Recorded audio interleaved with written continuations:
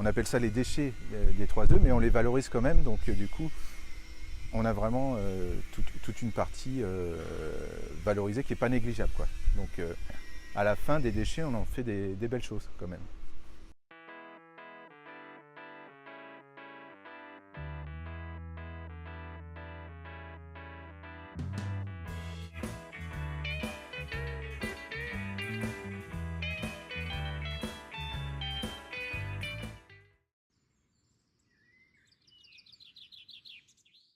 Le but, c'est de faire des projets de coopération entre les entreprises, les associations, les collectivités et les centres de formation. Et le premier projet du PTCE, c'était la coordination de collecte et de traitement des équipements électriques et électroniques avec différents acteurs sur le territoire. Alors les membres du projet, c'est l'Alpej, qui a créé une ressourcerie, Gâtinais en transition, le chantier ICAR, qui est un chantier d'insertion hébergé par le SMIRTOM.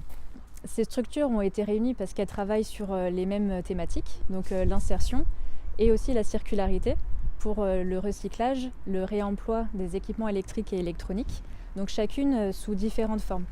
Donc dans notre coopération, on collecte les ordinateurs, quelques imprimantes, et tous ces ordinateurs sont reconditionnés pour être ensuite redistribués à des personnes nécessiteuses ou certaines revendues. Donc ces ordinateurs proviennent pour beaucoup d'industriels. On va ensuite revaloriser et remettre dans le circuit. Et tout ce qu'on ne peut pas revaloriser repart en boucle vertueuse chez ICAR, dans le chantier d'insertion pour être démantelé. Nous, on est plutôt dans la phase finale, c'est-à-dire qu'on a déjà l'Alpej qui récupère pour sa ressourcerie ce qui peut être réutilisé. Ensuite, on a Gâtinais en transition qui va récupérer tout ce qui est informatique et qui peut être aussi réutilisé. Et puis ce qui ne peut pas être réutilisé, finalement, c'est nous qui allons le récupérer pour démanteler et valoriser les différents composants des matériels qu'on nous confie. Donc on va effectivement démanteler et puis faire le tri sur les métaux, les composants informatiques, les câbles, les plastiques. Pour la mise en œuvre, la difficulté, c'est le manque d'habitude de travail en coopération. Donc il y a au début une certaine méfiance de savoir qu'est-ce qu'on va me demander, comment on va me demander de m'impliquer, est-ce que j'ai les ressources, est-ce que j'ai les moyens, est-ce que je ne vais pas perdre aussi un petit peu.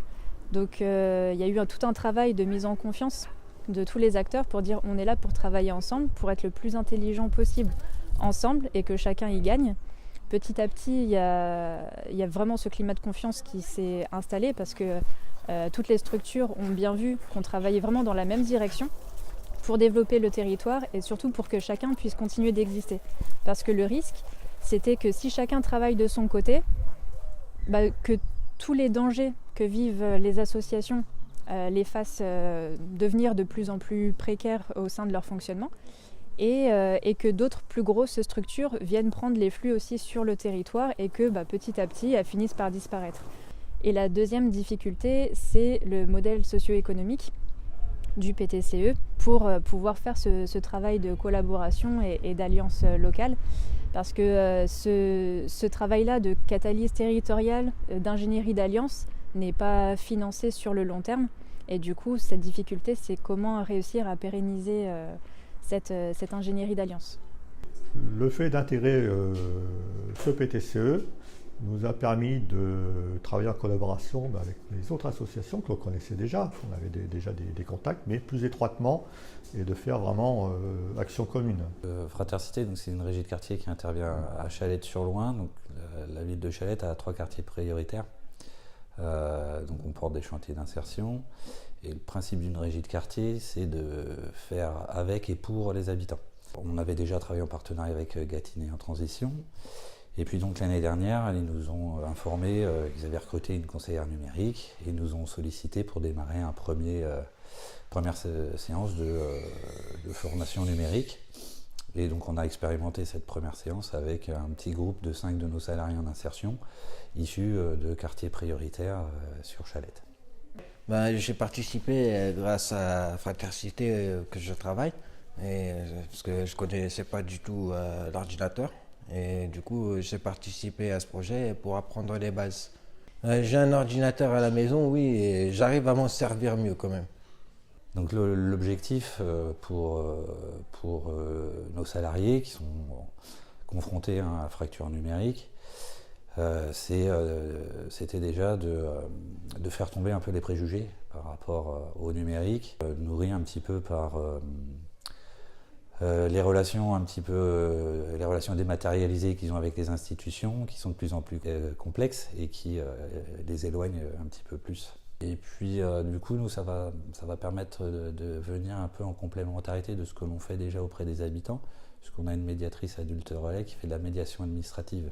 Donc, idéalement, à terme, ce serait déjà de les aider dans leur démarche et de les amener à devenir petit à petit autonomes, déjà dans l'utilisation d'un outil informatique, et pourquoi pas à terme de pouvoir faire leur démarche seuls.